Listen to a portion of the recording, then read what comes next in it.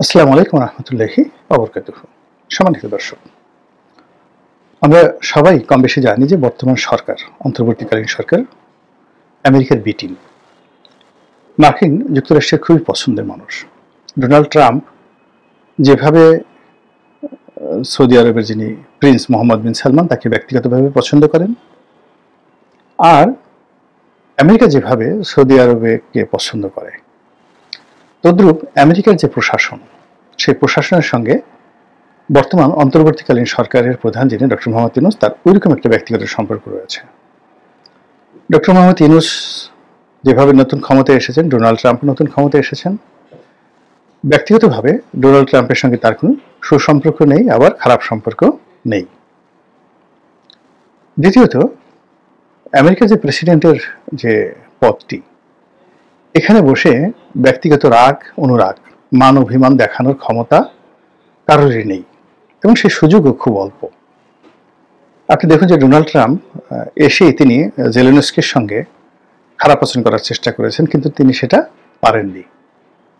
তাকে জেলেনস্কির সঙ্গে বসতে হয়েছে, সুসম্পর্ক স্থাপন করতে হয়েছে, চুক্তি রিনিউ করতে হয়েছে, এবং একই সঙ্গে তাকে আরও নতুন শত শত বিলিয়ন ডলারের অস্ত্র তাকে দিতে হয়েছে।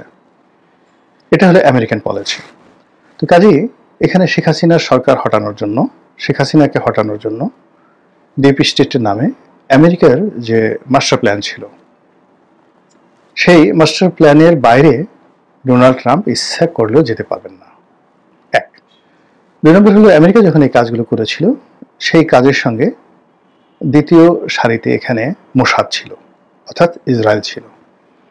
এবং ইসরায়েলের যে তৎপরতা আপনি দেখেছেন যে ইসরায়েলের জনৈক গোয়েন্দা, তার সঙ্গে আসলাম চৌধুরী নামক বিএনপির এক নেতার বৈঠক হয়েছে। তার জন্য আসলাম চৌধুরীকে অনেক দুর্ভোগ পোহাতে হয়েছে। তার সঙ্গে সজীব ওয়াজেদ জয়ের বৈঠক হয়েছে, এটি নিয়ে অনেকগুলো খবর ভাইরাল হয়েছে। তার সঙ্গে যে ডাকসুর ভিপি নুরুর বৈঠক হয়েছে বলে সকল মহল থেকে কথা হয়েছে। এমনকি ওই যে ভদ্রলোক এফএনডি না কি যেন নাম ভদ্রলোকের, তো সেও বলেছে হ্যাঁ, নুরুল হক নুরুর সঙ্গে তার বৈঠক হয়েছে। আর নুরু গর্ব ভরে বলেছে বৈঠক হয়েছে তো কি হয়েছে। তো এইরকম অনেকে অনেক ভাবে বাংলাদেশের সঙ্গে সম্পৃক্ত থাকার চেষ্টা করেছেন। ওই এক ভদ্রলোক, সেই বিএনপির যে সমাবেশের দিন জো বাইডেনের উপদেষ্টা রূপে এক ভদ্রলোক মিয়া আরিফি, তিনি গ্রেপ্তার হলেন। এখন তিনি ছাড়া পেয়ে আমেরিকাতে চলে গেছেন। তার ব্যাপারে লেফটেন্যান্ট জেনারেল অবসরপ্রাপ্ত হাসান সরওয়ার্দী, যিনি এখন এলডিপিতে যোগদান করেছেন, তিনি বেশ খোলামেলাভাবে বলেছেন যে বিএনপির অনেকের সাথে তার বৈঠক হয়েছে, অনেকের সাথে তার সম্পর্ক ছিল, আমার সঙ্গেও ছিল। তো কাজেই আমেরিকা এবং ইসরায়েলের যে ডিপ স্টেট, একটা রাষ্ট্রের ক্ষমতা পরিবর্তন করা এবং একটা রাষ্ট্রের ক্ষমতার মসনদে নিজেদের পছন্দ করার যে প্রজেক্ট, সেটিকে আমেরিকান ডিপ স্টেট পলিসি বলা হয়। এবং সেই পলিসি বাংলাদেশে কাজ করেছে সেই 2018 সন থেকেই।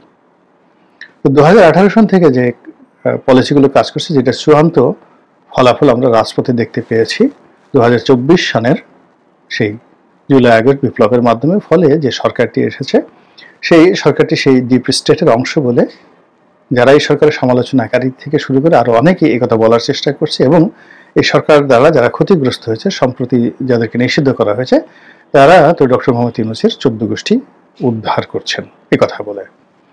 বাই দ্য ওয়ে, এখন আমরা যেটা দেখতে পাচ্ছি সেটা হলো ডক্টর মোহাম্মদ ইউনূসের বিরুদ্ধে এখন পর্যন্ত ডোনাল্ড ট্রাম্প যাননি। যেটি আমরা আশা করেছিলাম যে নরেন্দ্র মোদীর সঙ্গে ডোনাল্ড ট্রাম্পের ভালো সম্পর্ক, এবং ডোনাল্ড ট্রাম্পের সঙ্গে শেখ হাসিনার ভালো সম্পর্ক, জয়ের ভালো সম্পর্ক, এবং সেটার প্রেক্ষিতে উনি যদি ক্ষমতায় আসেন, তাহলে হয়তো বাংলাদেশে একটা বিরাট কিছু হয়ে যাবে আওয়ামী লীগের পক্ষে আর ডক্টর ইউনূসের বিপক্ষে। কিন্তু সেটা এখন হিতে বিপরীত হয়ে যাচ্ছে।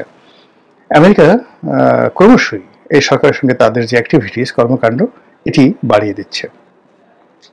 আর আমেরিকা যেহেতু এখানে বাড়িয়ে দিচ্ছে, তার সঙ্গে সঙ্গে যেগুলোকে ইহুদি ইনভেস্টমেন্ট বলে, সেই জিনিসগুলো বাংলাদেশে ঢুকে গেছে। আপনি জানেন যে বিশ্বের এই যে ফেসবুক বলেন, টুইটার বলেন, তারপরে কোকাকোলা বলেন, পেপসি বলেন, ব্যাংক বলেন, বিমা বলেন, এমনকি এই যে মার্কিন যে ব্যাংক ব্যাংক অফ আমেরিকা, যারা ডলার ছাপায়, এই প্রতিষ্ঠানটির মালিক একটি ইহুদি পরিবার।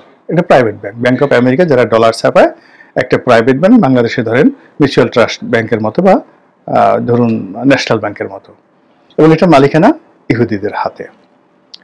তো কাজেই এই যে আমরা যে অর্থনীতি বলি, সুদ ব্যবস্থা বলি, ডলারের এই যে হঠাৎ করে যে আইএমএফ চাপ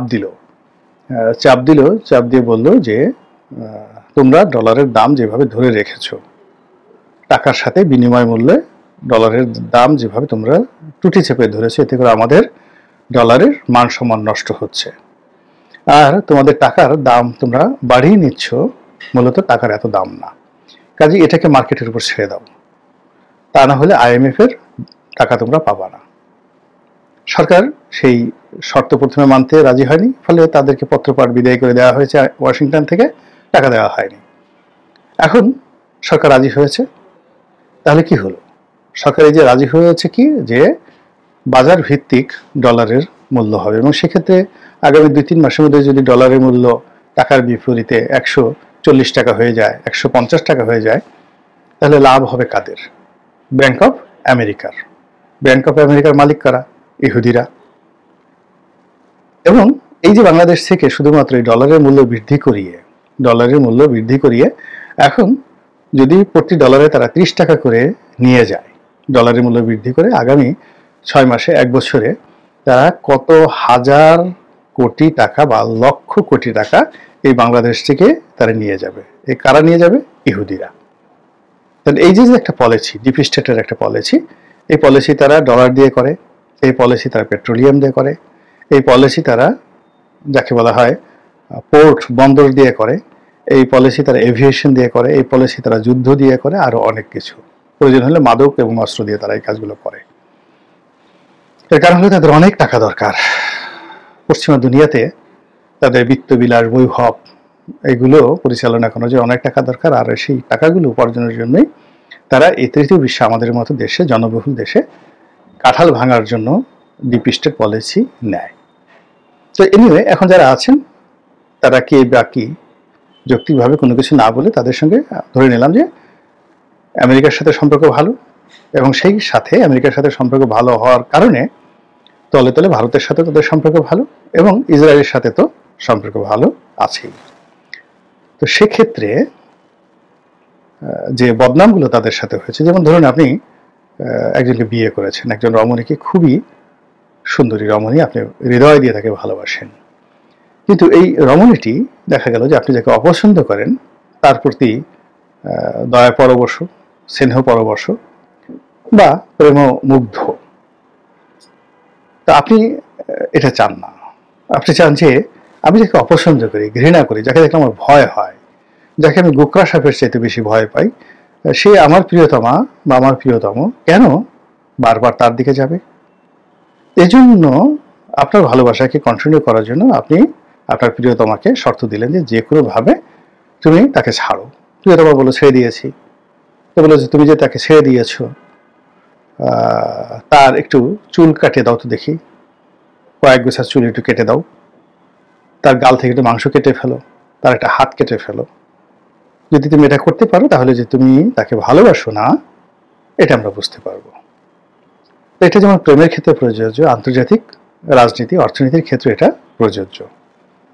বাংলাদেশে জঙ্গিবাদ বৃদ্ধি পাচ্ছে, বাংলাদেশে সাম্প্রদায়িকতা বৃদ্ধি পাচ্ছে, মুসলিম মেজরিটি যারা জনগোষ্ঠী তাদের একটা বিরাট অংশ পশ্চিমাদের দৃষ্টিতে তাদের মধ্যে একটা হেট্রেট মনোভাব আছে খ্রিস্টান এবং ইহুদিদের বিরুদ্ধে। এবং এটা ডোনাল্ড ট্রাম্প স্বয়ং বলেছেন যে মুসলমানরা আমাদেরকে ঘৃণা করে, প্রচণ্ডভাবে ঘৃণা করে। তো সেক্ষেত্রে ডোনাল্ড ট্রাম্পের যদি বন্ধু হতে হয়, আমেরিকার যদি বন্ধু হতে হয়, তাহলে এই যারা আমেরিকাকে ঘৃণা করে তাদেরকে ঘৃণা করতে হবে, এবং তাদেরকে সেই ঘৃণা করতে হবে। এটা যদি আবার প্রমাণ করতে বলা হয়, মুখে মুখে বলা হলো যে সরকারের পক্ষে হ্যাঁ আমরা তো তাদের বিরুদ্ধে ব্যবস্থা নিয়েছি ইত্যাদি ইত্যাদি, বা তাদের সঙ্গে আমাদের কোনো সম্পর্ক নেই, তারা একটা স্বতন্ত্র রাজনৈতিক দল ইত্যাদি ইত্যাদি সবকিছু, তো আমেরিকা তাদেরকে বলবে যে নো, ধর্ম মহরম আছে, তোমরা এই করেছো, এই দেখো তথ্যদাত্রা, ইতিপূর্বে এই কথা বলেছো, অমুক তারিখে তোমরা কোলাকুলি করেছো, অমুক তারিখে হ্যান্ডশেক করেছো, অমুক তারিখে তোমরা চুমোও দিয়েছো, এই দেখো ছবি। তো সেক্ষেত্রে কি হচ্ছে, আমেরিকার বন্ধুত্ব প্রমাণ করার জন্য তখন তাদেরকে ওই নিষ্ঠুর পন্থা অবলম্বন করতে হবে, যেটি সাধারণত হয়ে থাকে আর কি গল্প সাহিত্য উপন্যাসে। তো এক্ষেত্রে আমেরিকার ভালোবাসা যদি বর্তমান সরকারকে পেতে হয়, কন্টিনিউ করতে হয়, তাকে উগ্র ধর্মবাদী যারা আছে, উগ্র সাম্প্রদায়িক সম্প্রদায় যারা আছে, যারা ইসলামপন্থী রয়েছে, যারা তৌহিদি জনতা নাম দিয়েছে, যারা জামাত ইসলামী নাম দিয়েছে, যারা হিজবুত তাহরির নাম দিয়েছে, অসংখ্য আনসারুল্লাহ বাংলা টিম থেকে শুরু করে যারা যারা আছে, তো তাদের সকলের বিরুদ্ধে সরকারকে ব্যবস্থা নিতে হবে, জিহাদ ঘোষণা করতে হবে, এবং সেই কাজটি না করা পর্যন্ত IMF এর ঋণও ছাড় হবে না। আর একই সঙ্গে আগামী দিনে সরকারের প্রতি পশ্চিমাদের যে সমর্থন, সেই সমর্থনে কন্টিনিউ করবে না। সরকারি অল্প সময়ের মধ্যে বুঝে গেছে যে পশ্চিমাদের সমর্থন যদি উঠিয়ে নেওয়া হয়, ইতিমধ্যে তারা যে সকল শত্রুতা তৈরি করে ফেলেছে সেনাবাহিনীর সঙ্গে, বঙ্গভবনের সঙ্গে, আওয়ামী লীগের সঙ্গে, বিএনপির সঙ্গে এবং হালামলে জামাতের সঙ্গে, তাদের পিঠের চামড়া থাকবে না। কাজেই পশ্চিমাদেরকে খুশি করতে হবে। আর পশ্চিমাদেরকে যদি সেই খুশি করতে গিয়ে জামাতের উপরে সরকার খড়ক চালায় এবং আওয়ামী লীগের সঙ্গে যে ব্যবহার করা হচ্ছে ওইরকম ব্যবহার যদি তাদের সাথে করা হয়, তাহলে বুঝতে পারেন কিরকম একটা পরিবেশ পরিস্থিতি তৈরি হবে, যার নমুনা ইদানিংকালে দেখা যাচ্ছে। মহান আল্লাহ আমাদের সবাইকে হেদায়েত দান করুন এবং হেফাজত করুন। আসসালামু আলাইকুম ওয়া রাহমাতুল্লাহি ওয়া বারাকাতুহু।